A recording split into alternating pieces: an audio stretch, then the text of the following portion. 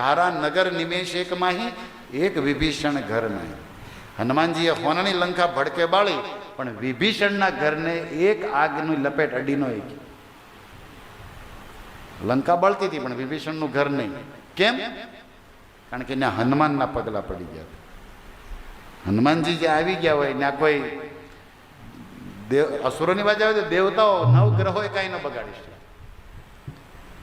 અને વિભીષણથી જીવનમાં શીખવા જેવું છે કે આપણા સંસ્કાર હોય ઉજળા એ રાખવા જ પડે, એમાં સંઘની અસર ન થાય. આટલા બધા રાક્ષસોની વચ્ચે વિભીષણ તો ભગત જ રહ્યા, અને આખી અયોધ્યા રામ ભગત. મંથરાને કાંઈ ફરક ન પડ્યો. ઘણા એમ કે કુસંગથી બગડી જાય, સત્સંગથી સુધરી જાય.